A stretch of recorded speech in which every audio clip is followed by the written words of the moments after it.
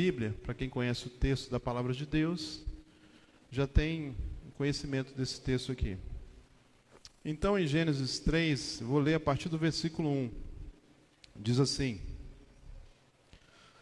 Mas a serpente, mais sagaz de todos os animais selváticos que o Senhor Deus tinha feito, disse à mulher: É assim que Deus disse: Não comereis de toda a árvore do jardim? Respondeu-lhe a mulher: Do fruto das árvores do jardim podemos comer, mas do fruto da árvore que está no meio do jardim, disse Deus: Dele não comereis, nem tocareis nele, para que não morrais.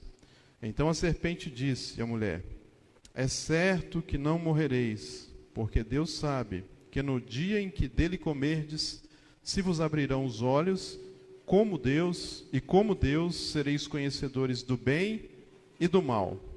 Preste atenção no verso 6 agora. Vendo a mulher que a árvore era boa para se comer, agradável aos olhos, e a árvore desejável para dar entendimento, tomou-lhe do fruto e comeu, e deu também ao marido, e ele comeu. Agora vai lá para Romanos capítulo 12, versos 1 e 2. Eu sei que muitos até conhecem esse texto de cor, mas vamos abrir aqui e fazer a leitura. Romanos capítulo 12, verso 1 e 2 diz assim: Rogo-vos, pois, irmãos, pelas misericórdias de Deus, que apresenteis o vosso corpo por sacrifício vivo, santo e agradável a Deus, que é o vosso culto racional. E não vos conformeis com este século, mas transformai-vos pela renovação da vossa mente, para que experimenteis qual seja a boa, agradável e perfeita vontade de Deus. Oremos ao nosso Deus. Pai, estamos diante da Tua palavra. Em nome de Jesus, nós pedimos a Ti neste momento que o nosso coração possa recebê-la assim como ela é, palavra de Deus. Nós repreendemos, Senhor, para longe deste lugar, todo sofisma, toda fortaleza, toda altivez que se levante contra o conhecimento do Senhor, Pai. Em nome de Jesus, leva cativo os pensamentos à obediência do Senhor Jesus Cristo. E aqueles que estão prontos para receber a palavra, que eles recebam para a glória do Senhor, em nome de Jesus. Amém. Glória a Deus. Irmãos, esse texto aqui fala da vontade do homem e fala também da vontade de Deus.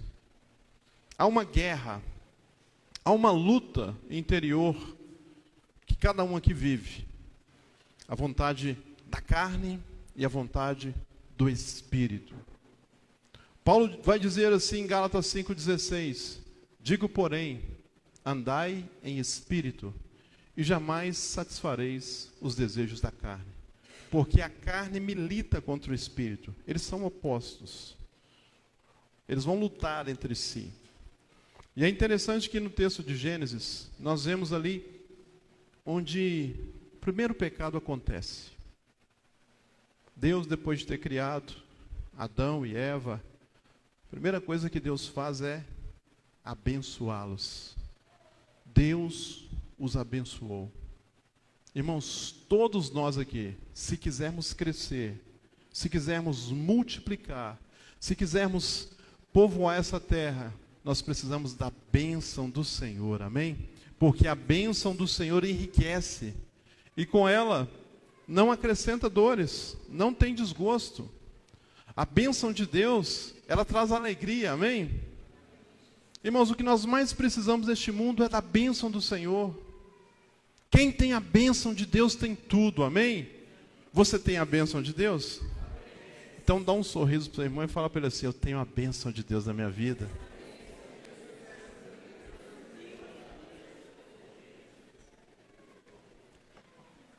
Quem tem a bênção de Deus é feliz, é alegre.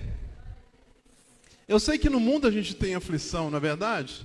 No mundo a gente chora, no mundo a gente sofre, mas quem tem a bênção de Deus tem alegria no seu coração.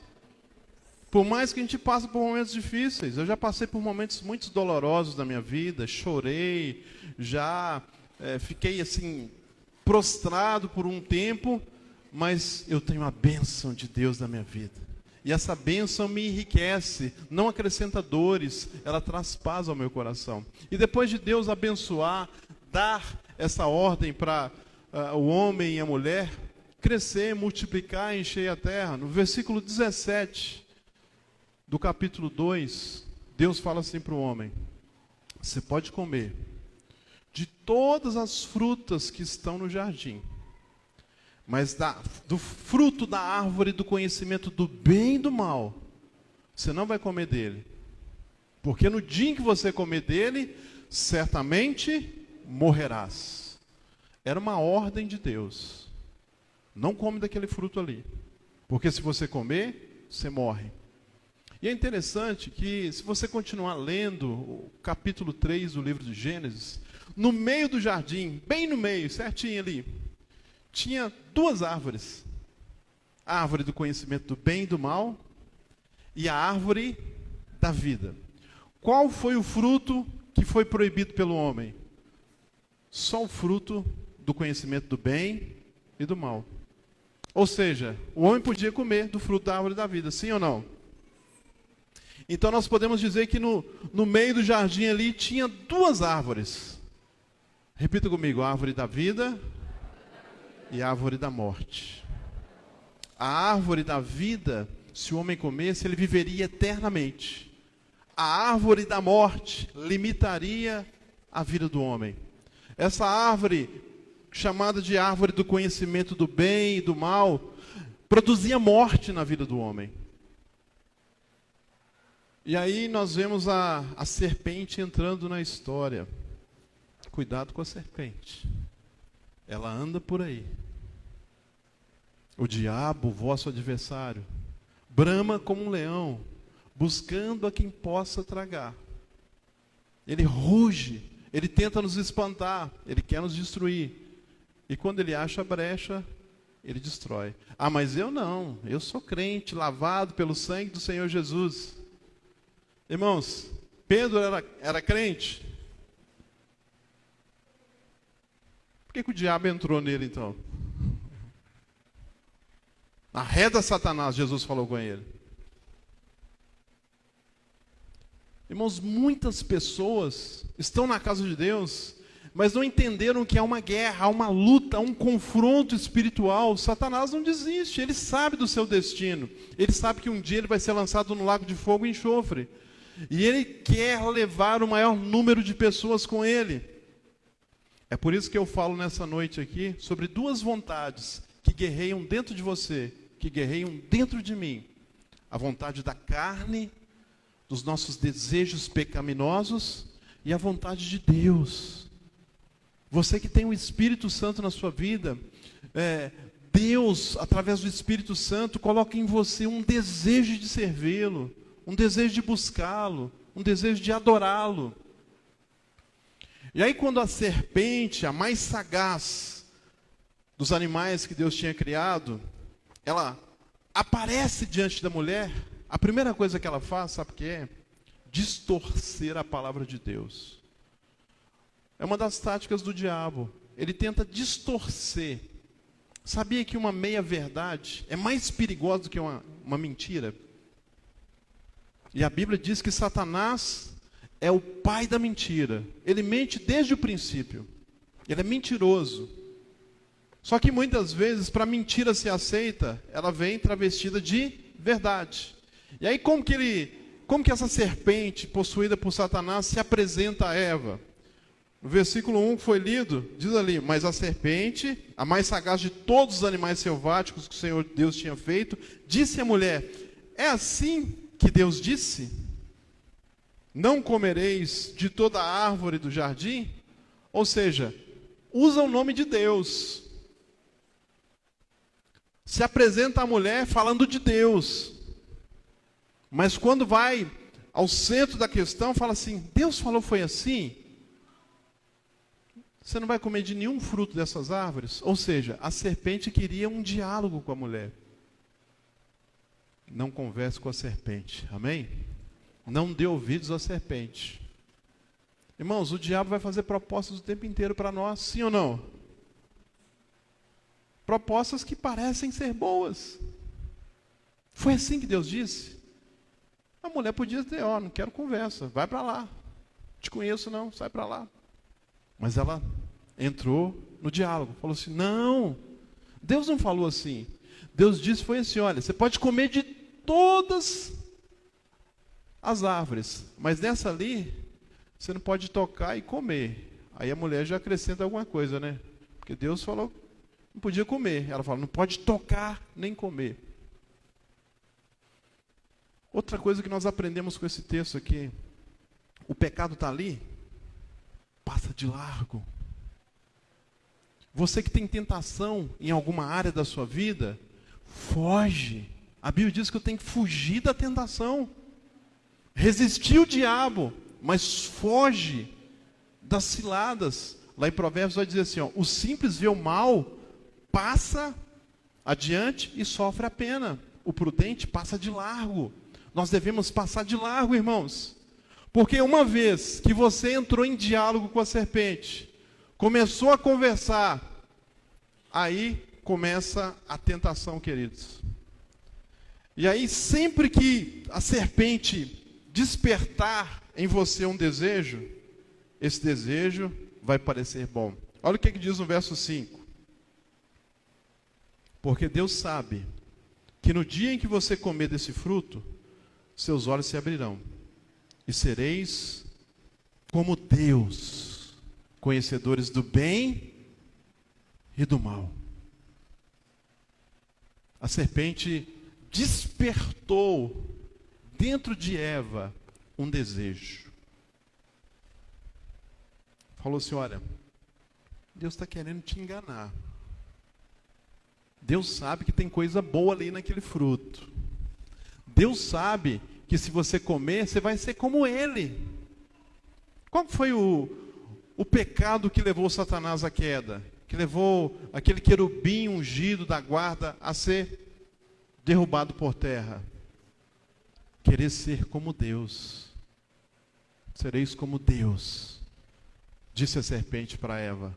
Você vai ser semelhante a Deus. Isaías capítulo 14, fazendo uma paráfrase, uma analogia ali de Satanás, ele diz assim, olha, subirei à mais alta montanha, estabelecerei ali o meu trono e serei semelhante ao Altíssimo. Mas por causa do seu orgulho, da sua arrogância, ele caiu por terra. Ele quis ser como Deus. O que levou aquela população ali que estava construindo a torre de Babel para chegar até os céus, para fazer o seu caminho até o céu por conta própria, para fazer o seu nome grande, conhecido, famoso? O que aconteceu com eles? Deus trouxe uma grande confusão, separou a língua deles. O pior pecado que o ser humano pode alimentar dentro dele chama-se orgulho. Não deixe o orgulho tomar conta do seu coração, amém? Seja humilde, todos nós falhamos, todos nós somos pecadores, a Bíblia diz que não há justo sequer. Então nós precisamos ter um coração quebrantado, humilde, reconhecer que nós precisamos de Deus, amém? Você não pode ser independente de Deus. Mas as pessoas acham que não precisam de Deus. As pessoas acham que pode viver sem Deus. Tem pessoas que vêm para a igreja, irmãos, mas está nem aí para Deus. Vem porque tem que ir. Fuja da árvore. Sabe por quê? Porque quando você se aproxima do pecado, o pecado vai te atraindo, vai te seduzindo. E aí depois que a serpente lança essa palavra, diz assim, olha, Deus está escondendo alguma coisa de você. Ele sabe que se você comer desse fruto, você vai ser semelhante a Ele, conhecedor do bem e do mal. Aguçou dentro da mulher um desejo. Ela começou a olhar para a árvore. E qual foi a primeira coisa que ela reparou na árvore? A árvore era boa. Versículo 6 diz, vendo a mulher que a árvore era boa. Irmãos, lá em Provérbios 14, 25, melhor, 16, 25, diz assim: há caminhos que ao homem parecem ser bons, mas afinal são caminhos de morte. Nem tudo que parece ser bom é bom.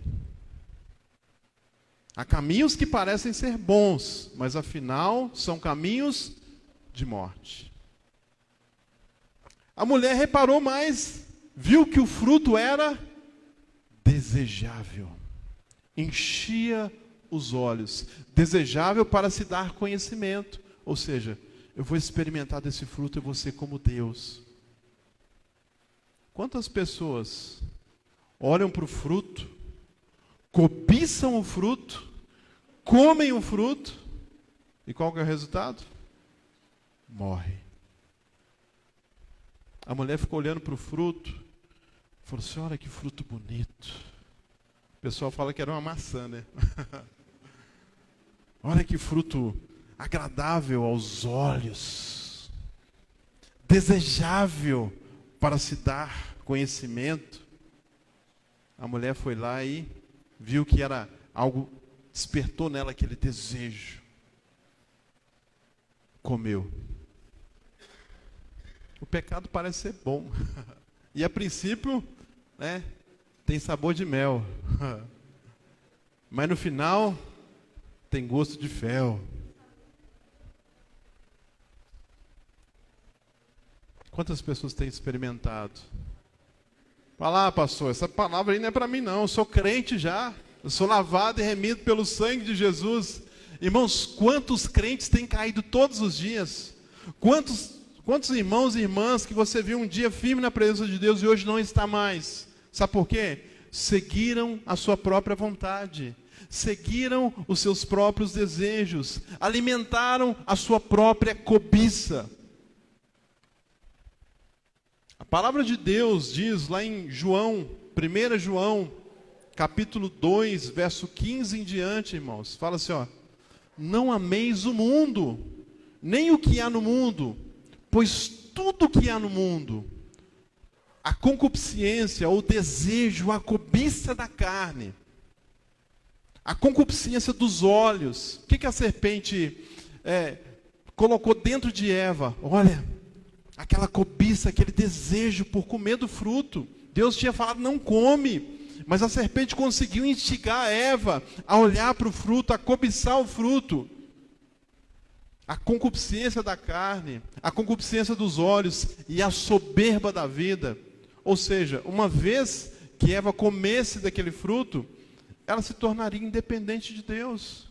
Porque se eu sou como Deus, eu preciso de Deus. Se eu sou como Deus, eu vou depender mais de Deus? Não, para que Deus? Se eu posso seguir minha própria vontade. Se eu sou conhecedor do bem e do mal. Quem manda na minha vida sou eu. Deus não tem nada com isso. E não é assim que as pessoas têm vivido hoje. Estava conversando com os irmãos aqui no discipulado quinta-feira, e aí eles me falaram de uma mulher, que nem lembro o nome, graças a Deus, que fez uma festa aí, irmãos. E nessa festa, a inspiração deles, segundo os irmãos, que eu não sei, eles estão mais por dentro que eu. Sabe o que era a inspiração para essa festa? Sodoma e Gomorra. A inspiração da festa era isso.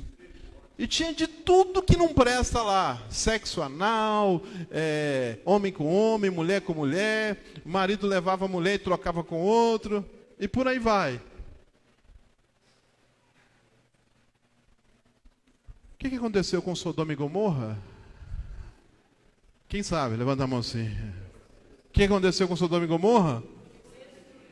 Desceu fogo do céu, irmãos. Queimou tudo ali. E vocês acham que nós temos vivido tempos semelhantes ao de Sodoma e Gomorra? Quem acha que sim, levanta a mão assim. Temos vivido, irmãos. O pecado tem se multiplicado. A pergunta é: Esse tempo que nós temos vivido, semelhante a Sodoma e Gomorra, tem interferido na nossa vida, tem influenciado a nossa vida, tem despertado em nós esses desejos? Tem. A questão é essa. Eu vou falar sobre a volta de Jesus um dia desse, e Jesus falou, olha, assim como foi nos dias de Noé, será também na vinda do Filho do Homem. O que eles faziam? Comiam, bebiam, casavam-se, davam-se em casamento. Ou seja, vamos comer, beber e vamos fazer sexo. Uma vida hedonista. Busca pela sua própria vontade, pelos seus prazeres. É isso que a serpente vai despertar em nós. Seja feliz. Curta a sua vida. Mas o Evangelho do Senhor Jesus Cristo diz assim: arrependei-vos. Arrependam-se e volte-se para Deus. Arrependei-vos e crede no Evangelho. A mensagem de Jesus foi essa, Marcos. Arrependei-vos e crede no Evangelho. Não dá para fazermos a vontade do homem, a nossa vontade, e a vontade de Deus ao mesmo tempo. Nós vamos ter que amar uma e aborrecer da outra. Não tem como eu fazer a minha própria vontade carnal, pecaminosa e agradar a Deus. Em Romanos capítulo 8, o apóstolo Paulo diz o seguinte: ninguém pode agradar a Deus na carne, ou seja, vivendo pelos seus desejos, pelas suas cobiças. Ninguém consegue agradar a Deus assim. Nós só conseguimos agradar a Deus buscando a vontade dele, amém? E aí, irmãos, depois que Eva comeu daquele fruto, deu para o seu marido, o que aconteceu? Morte. Eles morreram fisicamente? Naquele momento não. Mas eu creio que naquele exato momento que Eva comeu do fruto, o pecado entrou nela. E a partir daquele dia, as suas células começaram a morrer. A partir daquele dia, ela começou a morrer fisicamente. Mas teve uma morte que é muito pior do que a morte física. A morte espiritual. A morte espiritual, sabe o que significa? A palavra morte, quando morre alguém, por que a gente chora? Por que a gente fica triste? Porque a gente está se separando daquela pessoa, não é? A gente não vai vê-la mais aqui. Por isso que a gente fica angustiado, triste. Da mesma forma espiritualmente. Isaías capítulo 59, verso 2 diz que os nossos pecados fazem separação entre nós e o nosso Deus. Nós ficamos separados de Deus. O pecado, irmãos, causa em nós separação, morte espiritual. E Deus, todos os dias, ia ter comunhão com o homem na viração do dia.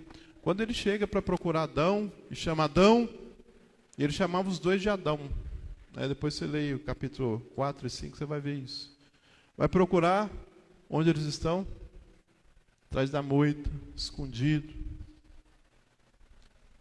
Irmãos, o pecado, ele nos leva a esconder a face de Deus, da face de Deus. Mas para onde nós vamos nos ausentar da face do Senhor?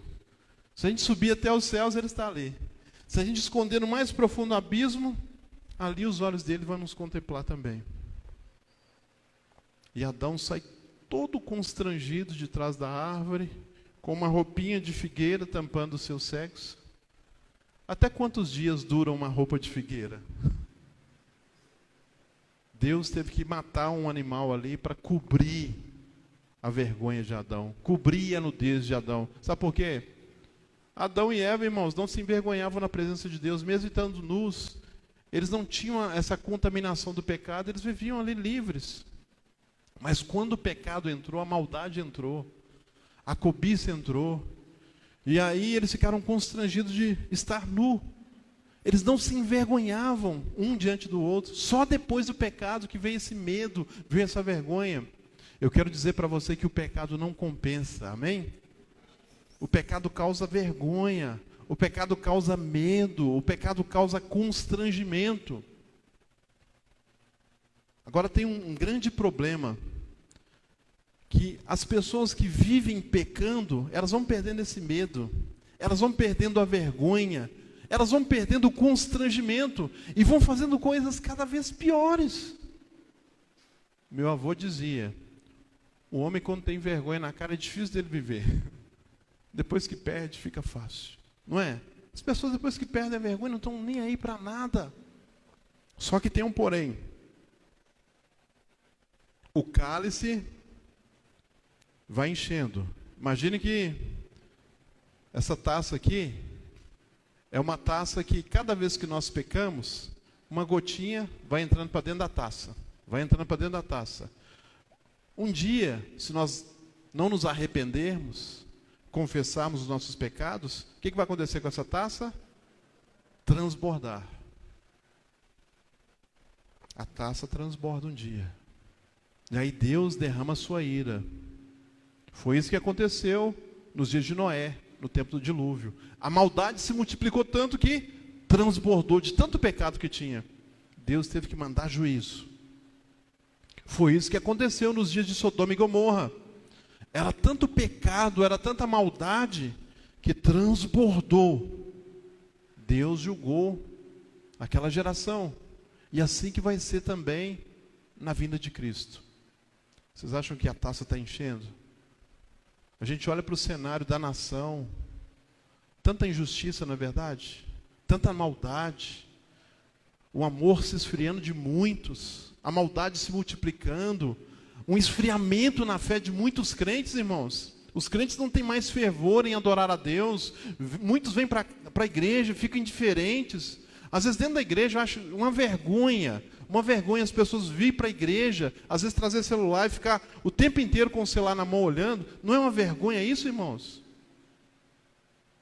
É um desrespeito para com Deus.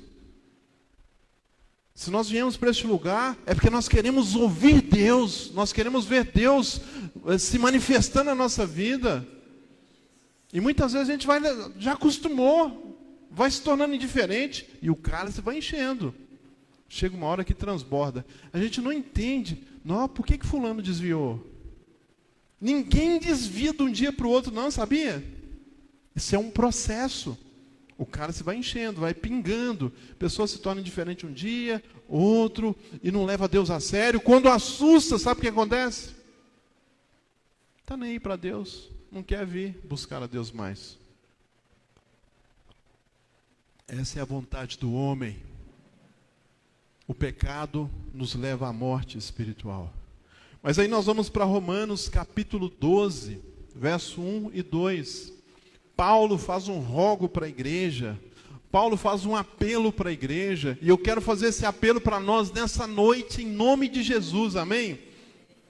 Paulo diz para a igreja, aos romanos assim, para a igreja de Roma: eu rogo a vocês, irmãos, pelo amor de Deus, pelas misericórdias de Deus, que vocês se apresentem a sua vida, os seus corpos, como um sacrifício vivo, santo e agradável a Deus, que é o vosso culto racional. Nós pensamos que cultuar a Deus é vir à igreja. Nós pensamos que cultuar a Deus é cantar algumas músicas. Cultuar a Deus é apresentar as nossas vidas a Deus como um sacrifício vivo, santo e agradável a Deus. Isso é o nosso culto racional. É quando você vem para a presença de Deus, ou quando você está na sua casa na presença de Deus e quer viver uma vida consagrada a Deus. Para experimentar a vontade de Deus, tem que cumprir esses critérios aqui. Apresentar a sua vida como um sacrifício vivo. Já falei isso. Paulo está pegando um rito da lei levítica, da oferta de holocausto. O que era a oferta de holocausto? Era aquela oferta que era levada para o altar de Deus e era totalmente consumida. Não tinha parte alguma que ficava sem consumir. Ela era totalmente consumida. Você está disposto, você está disposta a consagrar sua vida totalmente a Deus, de maneira que você não tenha mais vontade, de maneira que seja feita a vontade de Deus? Assim na terra nessa terra aqui, como é feita no céu. Isso é um verdadeiro culto racional a Deus. Isso é um verdadeiro culto racional a Deus. Irmãos, se nós quisermos experimentar a presença de Deus, como o Heitor experimentou no culto ontem, sentir Jesus e ter vontade, ao invés de, imagina uma criança de 5 anos, né? Ao invés de querer ir para a Disney, querer conhecer o céu, irmãos. Você quer conhecer o céu? Ah, não, Jesus, volta não. Deixa eu realizar meu sonho aqui primeiro. Deixa a Maia nascer. Deixa eu ir para a Disney. Deixa eu viajar primeiro, deixa eu curtir. Você tem esse anseio de realizar os seus sonhos aqui? Ou você diz assim, Maranata, ora vem, Senhor Jesus. O que você está clamando? Maranata ou, Senhor, tem misericórdia, espera mais um pouquinho, deixa eu consertar minha vida primeiro. Tem misericórdia, Senhor, não volta agora não, que se eu voltar, eu não sei o que vai ser de mim. Irmãos, a pergunta é essa, quem vai experimentar a vontade de Deus? Quem vai experimentar a vontade de Deus? Eu já encerro. A vontade que a serpente despertou em Eva era como? Boa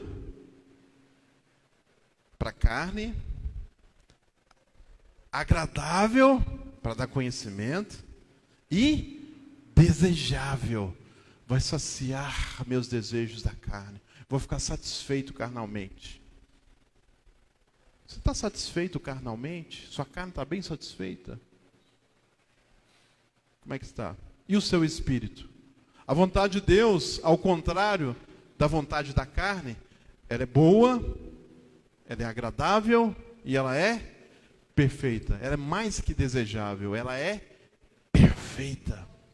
E quem vai experimentar? A pergunta é essa.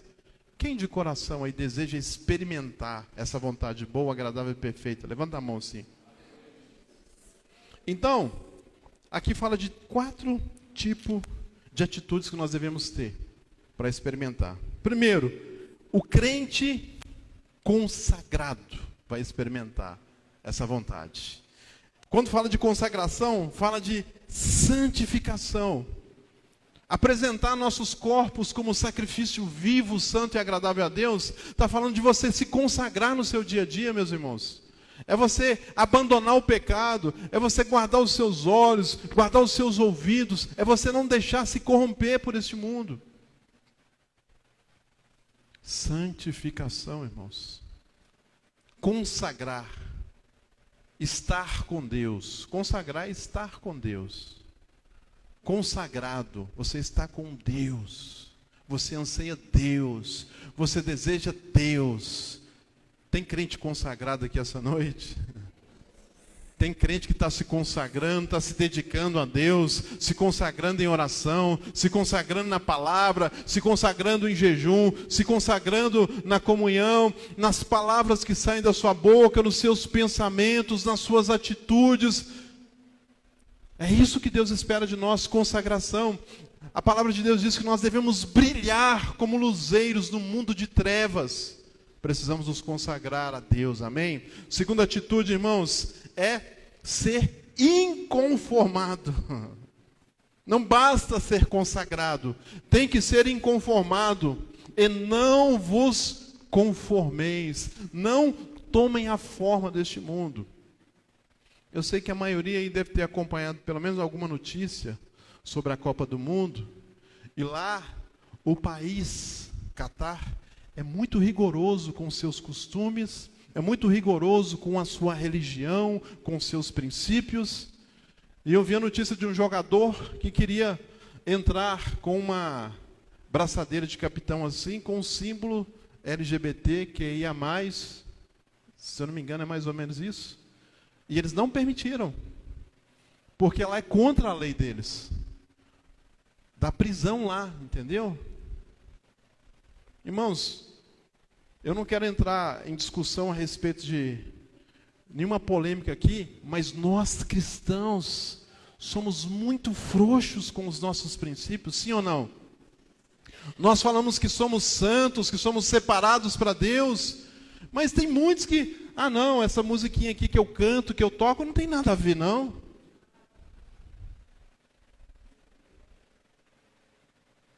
Tomar uma cervejinha, um golinho de vinho, não tem nada a ver, não.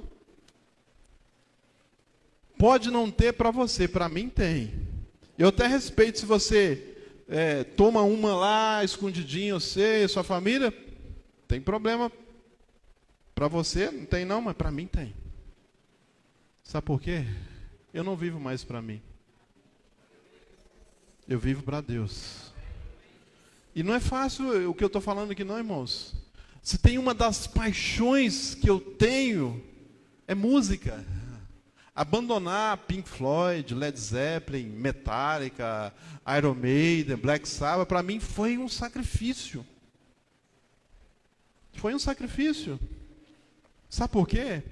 Não dava para conciliar as duas coisas. As pessoas esperam ver em mim a diferença, ver em você a diferença, amém? As pessoas vão querer olhar para nós e falar assim,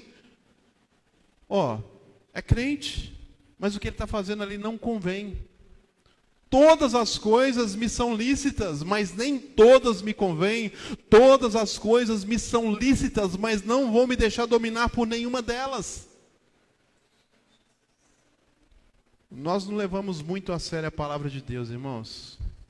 Nós somos crentes, nós falamos que amamos Jesus, mas o problema é que a gente não está disposto a renunciar à nossa vontade. Não é se é pecado ou não. É o seguinte, é a minha vontade e a vontade de Deus, amém? O que está em xeque, o que está em jogo é isso. Eu vou agradar a minha vontade, eu vou agradar a vontade de Deus. Eu respeito a opinião, a interpretação bíblica de cada um. Mas eu acredito que, para fazer a vontade de Deus, eu tenho que abrir mão da minha vontade. E não me conformar com este mundo. Tem coisas que não convém a crente, irmãos. Não convém. Você que é lavado e remido no sangue de Jesus, não convém a você. Eu podia citar um monte de coisa aqui. A gente empresta nossos ouvidos para ouvir coisas que não agrada. E aí não falo só de música não, de conversas que não agrada, de fofoca. A gente empresta os nossos olhos para ver coisas que não agradam. Que Deus tenha misericórdia de nós, amém? E que nós não venhamos tomar a forma do mundo, sabe por quê? Eu citei aqui a cidade de Sodoma e Gomorra, e a Bíblia diz que Ló era um homem justo, e que a sua alma se angustiava pelo pecado que ele via ao seu redor. Só que o pecado foi entrando para dentro da casa dele sem ele perceber. De maneira que quando os anjos do Senhor foram na sua casa dar o recado, a Bíblia diz que elas tinham 2 filhas prometidas em casamento. E os anjos falam assim, vai embora. Não olha nem para trás. Não pega nada, vai embora. Você e sua família.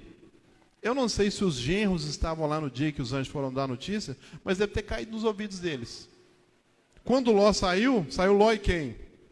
Ló, sua esposa, suas 2 filhas. E os genros? Já estavam contaminados pelo modus viventes daquela sociedade. Não quiseram acompanhar, não deram ouvidos para fugir de Sodoma e Gomorra. A notícia é, assim que você sair, Deus vai mandar fogo do céu e vai queimar tudo.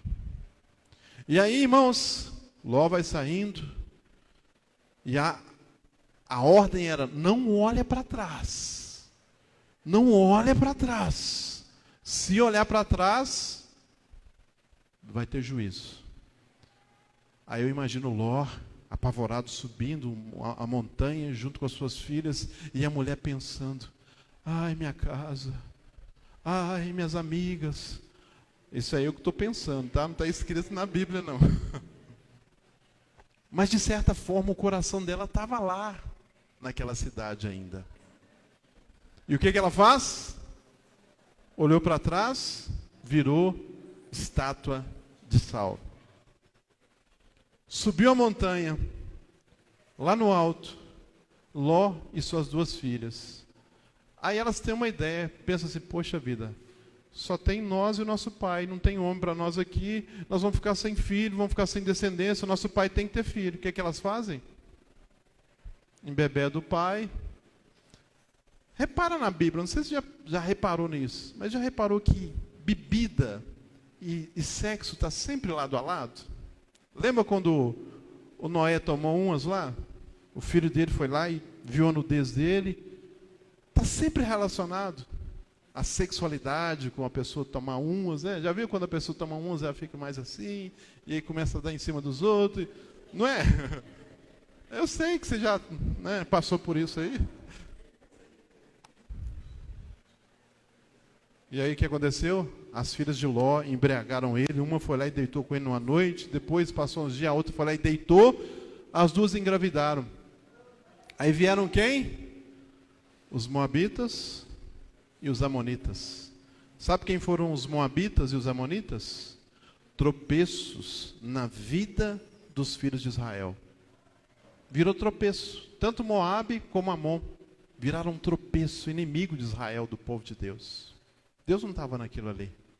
Ou seja, nós não devemos tomar a forma deste mundo, irmãos. As coisas vão entrando devagarzinho dentro da nossa casa, a gente vai acostumando, daí a pouquinho a mulher está assim, os filhos não querem vir mais na igreja, ou o marido está nos botecos, não quer mais servir a Deus. Não é assim que o mundo vai entrando e tomando conta da nossa casa?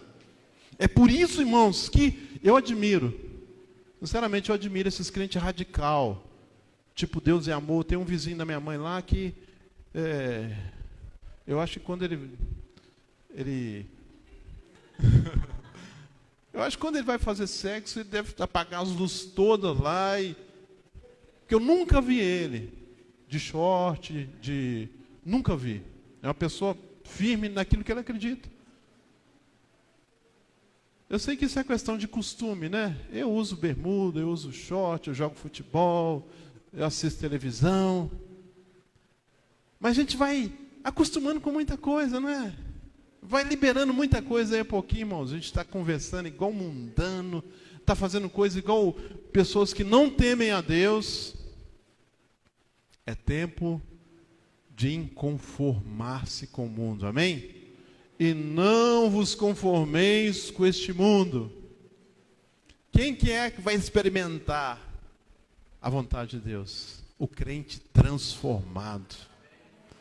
É o crente consagrado, é o crente inconformado e é o crente o quê? Transformado. A palavra de Deus diz, irmãos, que Moisés, sabe o que Moisés fazia? Ele subia para a montanha e ficava com Deus, e a glória de Deus vinha sobre ele. Quando ele descia de lá, o rosto dele estava igual ao rosto de um anjo, impregnado da glória de Deus. E aí os filhos de Israel não conseguiam nem fitar ele. Sabe o que ele fez? Colocou um véu.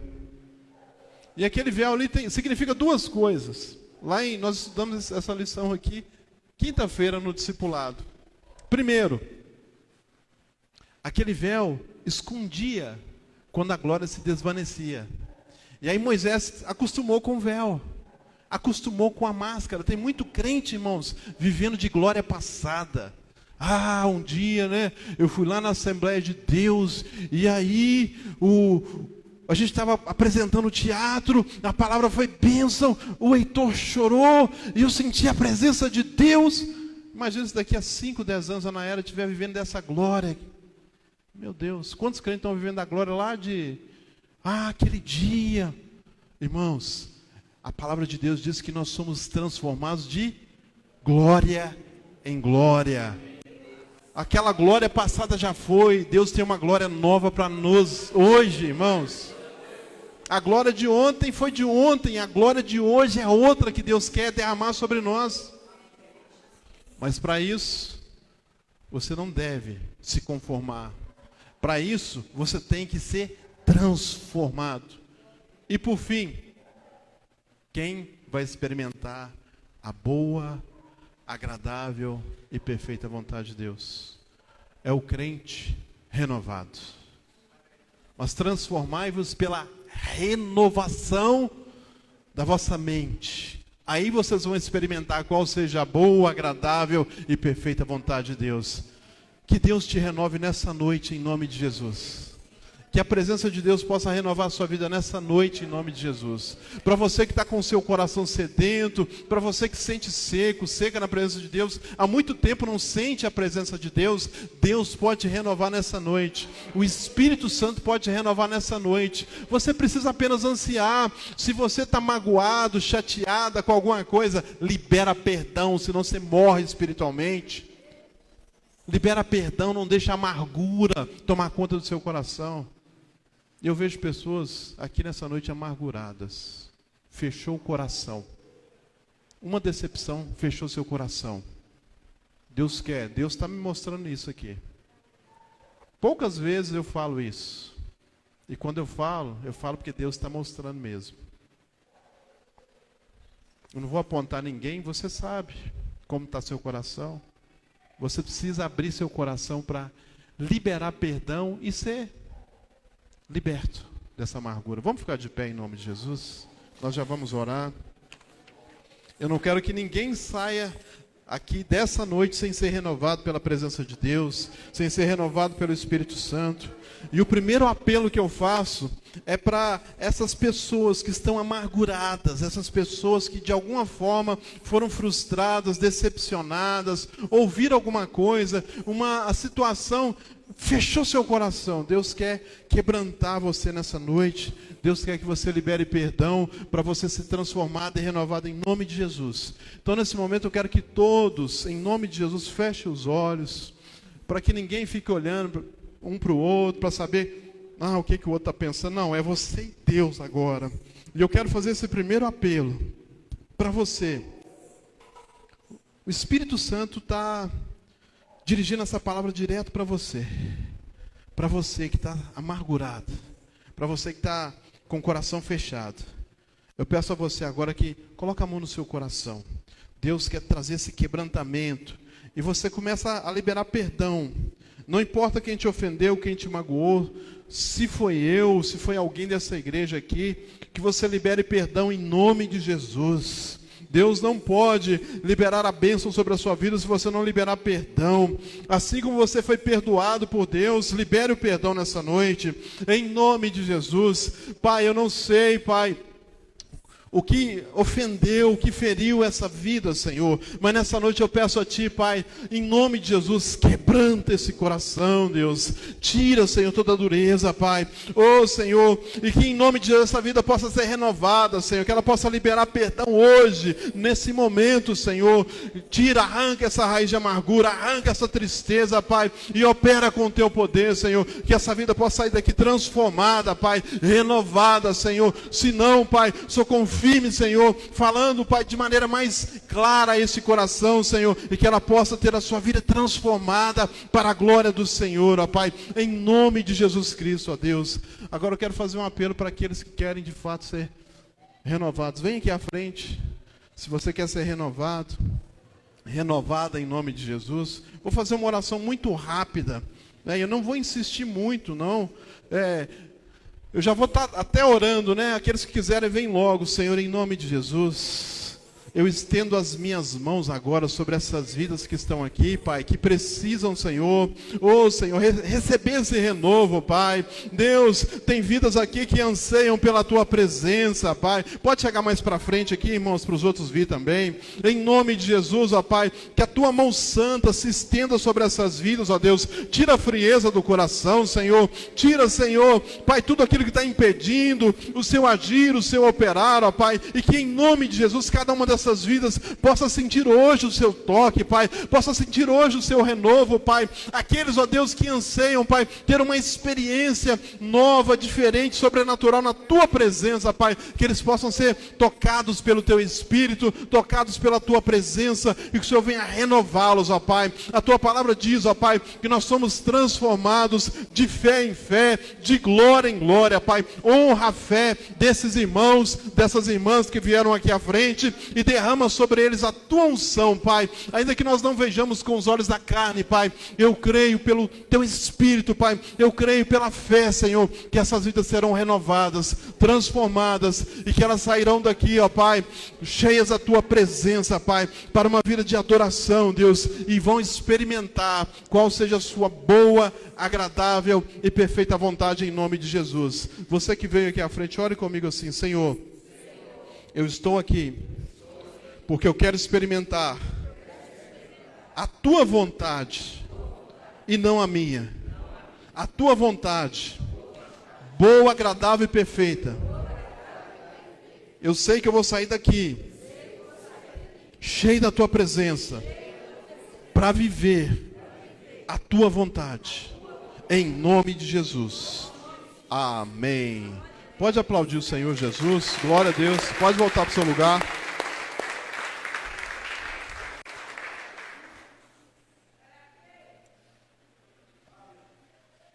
Glória a Deus. Aleluia. É pela fé. Eu creio que você vai sair daqui, experimentar coisas novas, coisas grandes, em nome do Senhor Jesus. Amém? Aproveita que você foi abençoado, abençoada. Vira para a pessoa do seu lado. Estende as mãos sobre ele assim. Não deixa ninguém sozinho. Pode ser 2, 3, 4, né? E ministra essa bênção, Senhora. Que o Senhor te abençoe e te guarde. Que o Senhor faça resplandecer o seu rosto sobre ti e tenha misericórdia de ti.